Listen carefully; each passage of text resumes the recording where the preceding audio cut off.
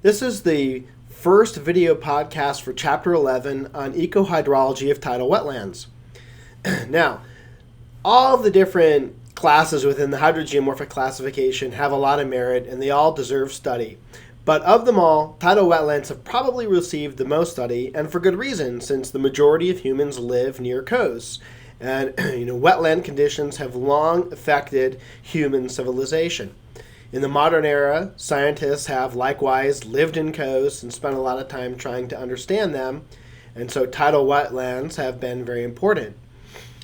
A lot of rivers drain to the ocean. Well, they all drain to the ocean, of course, but a lot of them are buffered by having large wetlands between the river and the sea, usually fringing an estuary of some kind, but not always. And, one of the things that's hydrologically interesting is that because tides represent a regular periodicity, as you'll see, of having flow coming in and out, in contrast to rain-driven events, it really creates what ought to be a relatively straightforward analysis of what's going on. However, as you'll see, there's a lot of complexities in terms of geomorphic impacts of human activities and disturbances, and hydrologic impacts of things like winds or hurricanes. So there's a lot of complexity that's at work in coastal wetlands, and as a result of that, it's worthwhile to take the time to try to understand the hydrology in more detail. The goals of this first video podcast are going to be twofold. First, introduce and understand tides, and second, let's look at the hydrogeomorphic context of coastal wetlands, but focusing on the larger estuarine and coastal context. I'm not going to go a lot into the geomorphology of coasts, but we will look at the broad context because these wetlands tend to occur across the gradient within estuaries and near them. Okay, tides. The definition of a tide is very simple. Periodic rise and fall of the sea surface. In the top photo, you see exposed soil, and in the bottom photo, you see water. The photo is taken at the same location. The water has come and gone through these photos, and that's the tides. We can define a quantitative property known as the tidal range or amplitude, which is the elevation difference between high tide and then the next or immediately preceding low tide. So we can see that elevation difference and take note of that. Tides come in a whole bunch of different varieties. The first is when you have one rise and one fall of the sea surface over a 24-hour period. So if we look at this day, here's 24 hours on the x-axis. The y-axis is elevation from 25 centimeters below mean sea level to 25 centimeters above mean sea level. And what you can see is that the tides start off, in this case, low, cross mean sea level here, rise back up, and then come back down 24 hours later. So over a 24-hour period, you have one low tide, one high tide, and you're back to where you started. A semi-diurnal tide is the same idea, but you just get two of them in a 24-hour period. So starting in this case from mean sea level, we rise to a peak, drop to a low, rise again, drop again, and get back to where we started. In this case, you can see that the high tides and low tides are relatively similar to each other. So we just call the top of this curve the high tide and the bottom the low tide. And then this line in the middle represents the long-term average sea state, or what we define as mean sea level. There are also places that have mixed tides, and San Francisco Bay is one of those regions. So if you look at tide tables for this area, you'll see this effect. So we can start here again over a 24-hour period or so. You have started around mean sea level, then we hit a high tide, then we hit a very low tide, literally a low tide. Then we go up and we hit an even higher high tide. So you say a high tide. And then we have a high low tide. Then we have a low high tide. And then we back to the low tide again. So I went beyond that, but the point is that it's mixed in that you have this very confusing, the two highs that you have a day are high, but they're not as high. One is not different than the other, and especially here on the low tide. So that's called the mixed tide. As if that's not complicated enough, we also have month-long tidal variations, what we call neap tides and spring tides. Neap tides are the time of the month when you have the smallest tidal range or amplitude, and spring tides are when you have the largest. So here I'll say a sentence that is very confusing. But what you're seeing here is a tidal modulation of the amplitude of the water surface.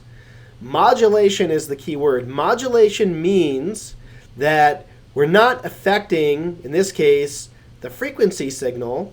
We're just affecting the amplitude. So this variation in the vertical distance here, the tidal range, we could say that that's being modulated.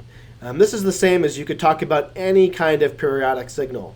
So if you look at the bottom here, this is a tidal record from Pakoi, China. And you can see this large tidal range going from 1 meter to 5 meters, so a 4-meter tidal range. As the month goes on, we're 10 days in. This is days now on the x-axis. And you have a very small tidal range, so we hit the neap tide, and then it widens out again. Spring tide, neap tide, spring tide. If you look at these other signals where you have mixed tides like Seattle, Washington, it gets relatively complicated, but if you just zoom in, you see the detail. Large tidal range, small difference between high tide and low high tide. But there's still a big difference here between the high low tide and the low tide. But by the time you get to the neap time, you see that the overall tidal range is a lot lower. Let's see, this is a little confusing. So then you come here and it remains quite low, but then here it widens out a bit. So it's this one's a little bit confusing to see but this looks like the biggest tidal range here, which would make this a lower tidal range, so then it's kind of mixed, and then it's supposed to be big again. So not the clearest of signals, but you can see with a mixed tide it gets quite complicated. With these relatively simple semi-diurnal or diurnal tides, it's much easier to see these modulations. So why do we have tides? Now this is the most miserable part of the whole thing. And out of this whole class, this is the slide and the question that I find the most frustrating. And the reason for that is if you pause here and go on the internet and say, why do we have tides? What you'll find out is that the internet doesn't know why we have tides. There's all kinds of things that people talk about. Centrifugal forces, centripetal forces, shear stresses, all kinds of things are talked about. And you'll see that, in fact, the explanation in a basic oceanography textbook is probably wrong, and a lot of the explanations on the internet are wrong. There's a lot of miscommunication. The best explanation I can find that satisfies my level of curiosity, which I'm pretty sure is correct, but is also not so easy to grasp necessarily, is what I've illustrated here. And I've tried to make it as simple as possible, and you can see it's not that simple. But essentially what we have is shown here is a solid Earth shown by this thick red circle. So imagine an Earth, and it's completely inundated with water, which is the thin circle around that. Okay, so this is a water world, a pure, round water world. This world has one moon circling around it, and there is no sun. So miraculously, there's liquid water on a round planet with no sun, and it has one moon. Now what's happening is that we have forces that are being applied between any two locations. We can look at the force between the moon and any point located on the surface of the water, as well as at the interface between the water and the solid ground. We have this gravitational force equation that tells us that the force between these two objects depends on the mass of the two objects divided by the distance squared. In this case, the masses are pretty fixed. They're not changing. But if you look at the locations around the Earth, the distances between that location and the moon are substantially different. And here's how it plays out. H1 is the point on the water surface closest to the moon. Because it's the closest to the moon, it has the strongest force between H1 and moon. So therefore, you can expect a very strong pull. Now let's look at H2. H2 is far enough away that it's going to have a decreased force.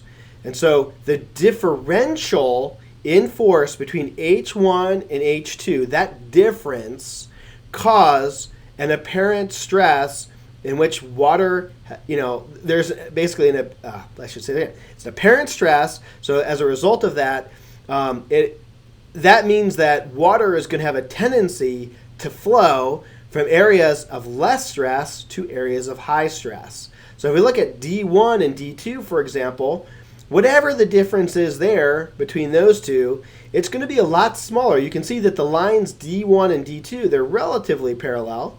D2 may be a little bit shorter, but the differential between D1 and D2 is a lot smaller than the differential between H1 and H2. And that difference is going to allow the water to flow in the direction of the stress. Now let's come to A1 and A2. Aha! I know what you're thinking. Well, A1 is really far away, so it probably has the lowest of all forces. Yes, that's true. A2 has a little bit more force.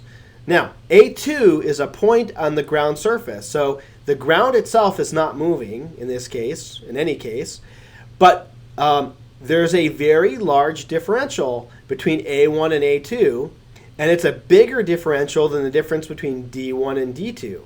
And so in the same way that water would flow from the area of low differential to high differential, it will now flow from low differential to high differential this way. So forget all these things about centripetal forces and all kinds of zany ideas. The bottom line is that just as a function of distance from the moon, there's differential gradients, and that means there's differential stresses. And water is going to flow from the area of low differential to the area of high differential. And there's two areas of high differential. One, and they're both exactly in line with the moon. One on the near side and one on the far side of that water body. Okay, I got through it. Wasn't as bad as I thought it was going to be. But you'll probably have to rewind that, play it 5 times, search on the internet 10 times, and try to convince yourself that any of this makes any sense. So good luck with that.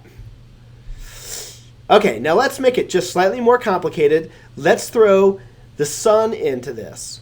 If we have the sun, the moon, and the earth, now imagine a situation where the sun is direct. Let's say so the sun is like way off on the top, okay? Way off on the top. And that's why this moon looks sunny on one side, the earth looks sunny on one side, and the moon looks sunny on one side. So whether the moon is a new moon or a full moon, it's all in line with the sun. Everything's in perfect alignment.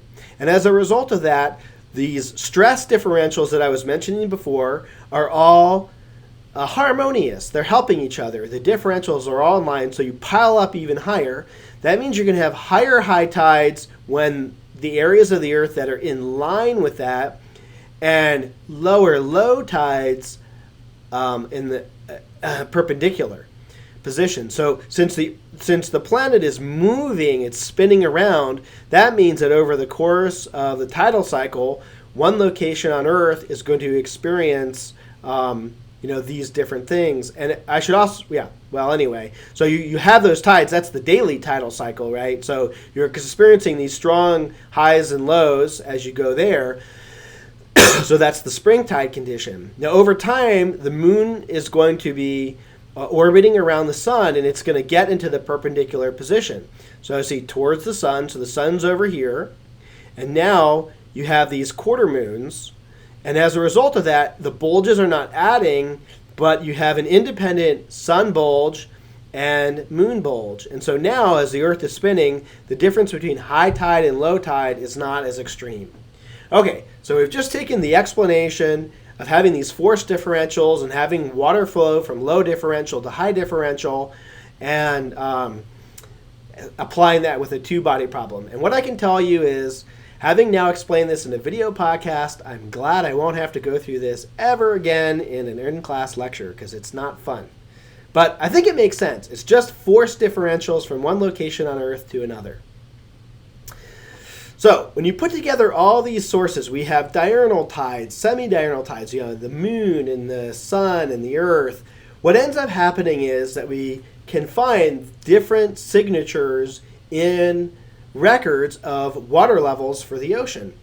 And these are given names, M2, S2, N2, and K2. These are semi-diurnal components that result from periodicities that take place from these interactions of these celestial bodies. We also have diurnal signals, K1, P1, and O1, and you can see they all have slightly different time frames that are there.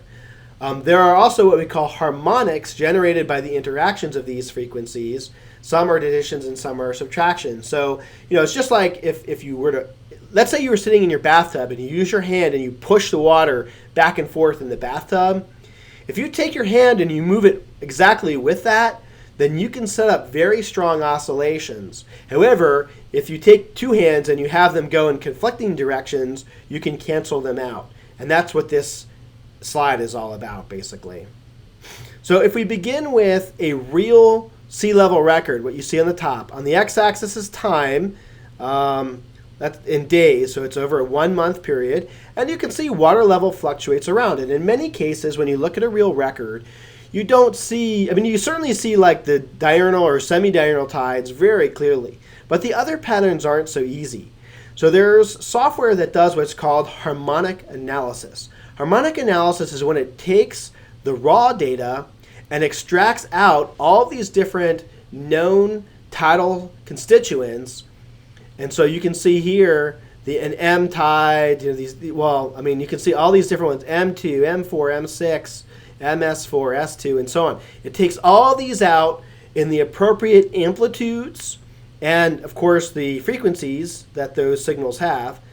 And then if you look at the sum of all those, you can see that, wow, it still looks fairly periodic. So if you subtract the sum of these harmonic constituents from the observed sea level, the residual is what we call the non-periodic residue. Okay, let me say this whole slide another way. Observed sea level. Something in here is periodic and something in here may be random, or it's just not associated with the tides. Real data is noisy. Lots of things are going on. Harmonic analysis removes the periodic part of it and lets you get at the non-periodic, non-tidal aspect, which you can then study in more detail. And from a wetland hydrology perspective, it's this non-periodic residue that's so critical because it decides the net non-tidal directionality of flow and storage of contaminants or pollutant sediments or whatever it is. Another thing that can happen is that you can have an amplification of the tidal signal as a result of something like hurricanes or just wind-driven processes. So here's a sketchy map of the eastern United States. There's Florida. And it shows a remarkable 5 different hurricane tracks for hurricanes that took place 1995, 1996 period. And you can see that these tracks, some were more inland, some were more out in the ocean, and some went right up the coast. And there was particularly this period on September 6th to September 8th, which would put it potentially here in the track of Edward, coming right up in here, it looks like, September 6th to September 8th. And you can see that out in the ocean where the mouth of Chesapeake Bay is this little blip right here by the 713 dot. The bay mouth is showing these fluctuations that are here. And then you can see that these fluctuations are growing and growing and growing until you can see that the largest fluctuation is taking place the farthest inland at this place that says OPC. Now, you can see that OPC was already showing, a lot of these are showing changes before we see this main event. So there's probably a combination from the previous high tide coming in and this current one. You can see, though, that there's a cumulative effect, or what we call an amplification as you go inland. And I should say that's because you're taking a lot of water, with this very small elevation change, and you're shoving that into a very small hole, and as it goes in, then that's raising the water surface. So that's that's happening there. Here's a map of the whole world. The continents are shown in gray, and the ocean is shown in these bright colors. Relative to mean sea level, Red indicates higher water levels and blue indicates lower water levels. And what this map is showing is the complex spatial patterns where you have net higher water levels or lower water levels, because water is doing this amplification process. We don't just have a water world, we have continents, and tides have to ebb and flow around these land masses, and that forces this complex pattern that you see.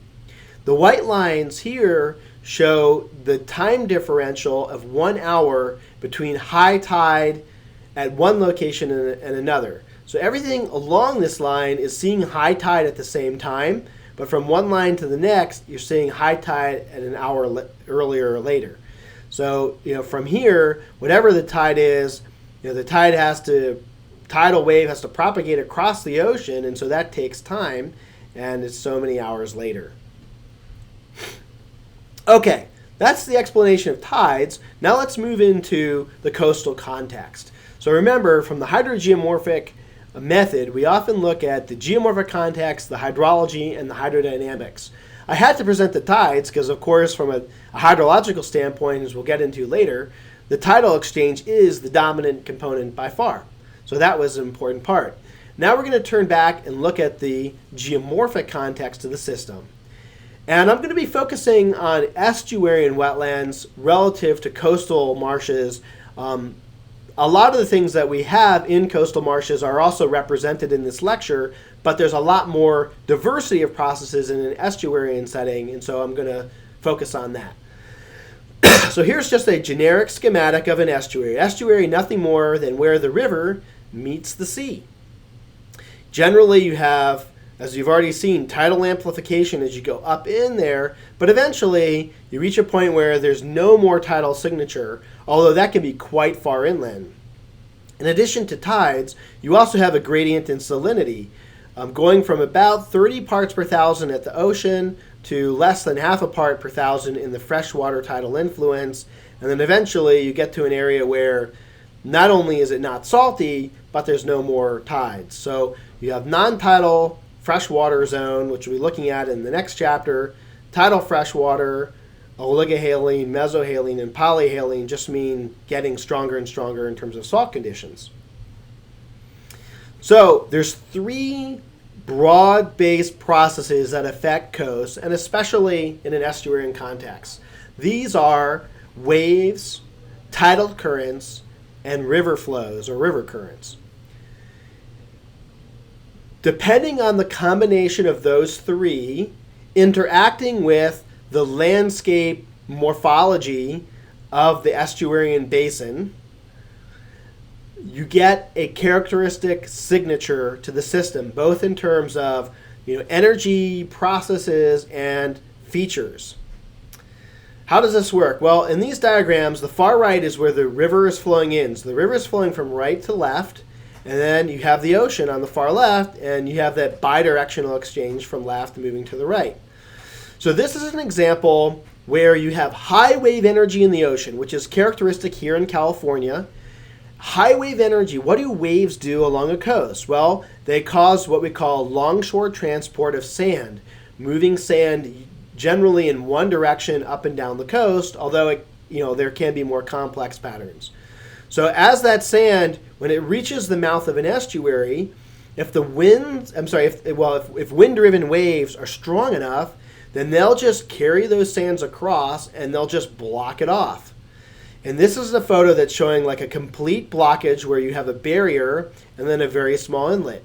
These are ubiquitous here in coastal California. Whether it's the mouth of the Russian River or Gualala, the Varo, you go up the coast or down the coast, you can see these barrier islet systems all the time. Throughout the year you can have rougher sea conditions. What matters then is what's the river input at the other end. In a semi-arid to arid climate, river inputs may be quite small, and so you have a lot of energy like right at the transition from the alluvial valley to the estuary, but most of the energy will be lost right there, and you'll get a deposition of sediment, potentially forming a delta like you see there.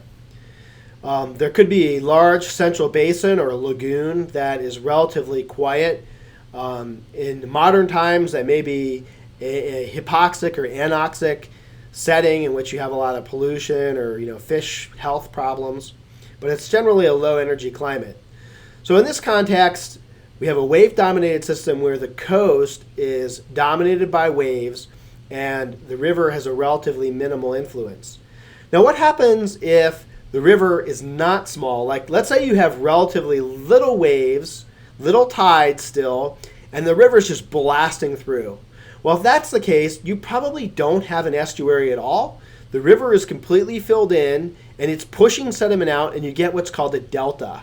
A delta, whether you think of a delta as an estuary or not is a little bit iffy. I mean, there are certainly tidal gradients and salinity gradients throughout a delta, but a delta is a whole other kind of landform compared to estuaries. So an example of that would be the Mississippi River Delta, the Nile Delta. Those would be two classic examples, but there's plenty more. And so that's if the river's pushing straight out. So I'm not going to show that end member because river-dominated would not be an estuary, it would most likely just be a delta. But you do have small deltas in these wave-dominated estuaries, and you can see from a wetland context, and this is, after all, a video podcast about wetlands, you can see the wetland is occurring on that relatively small bayhead delta. It's unlikely to have much on the barrier, but you could have some salt marsh in the flood tidal area.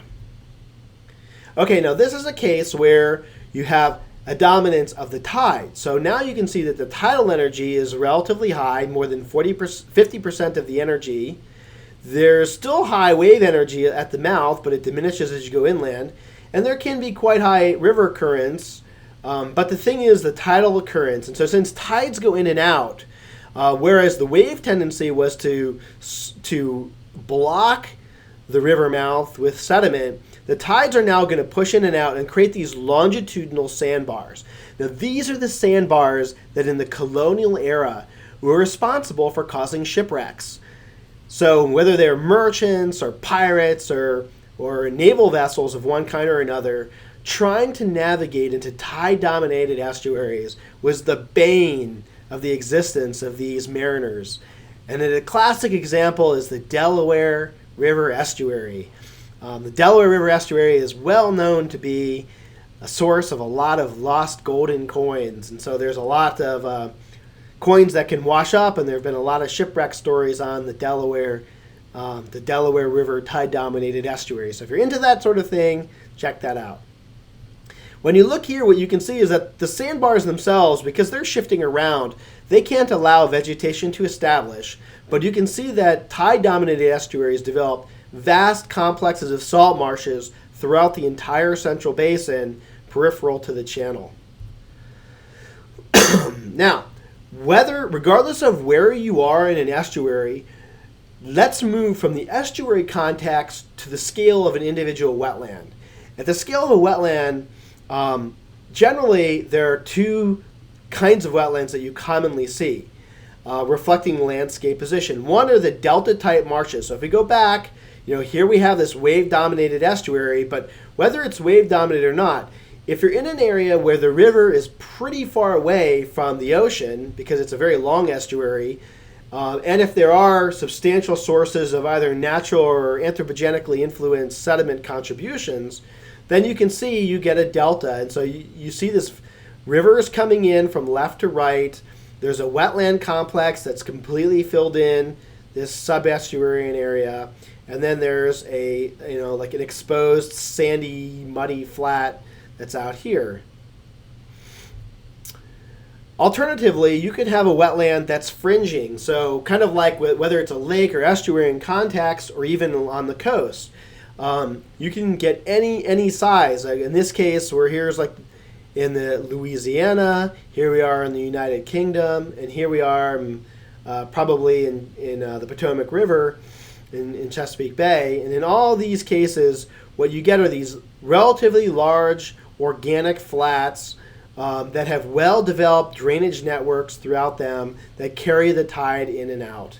And so here you're dominated by the coastal processes associated with the tides rather than the river processes.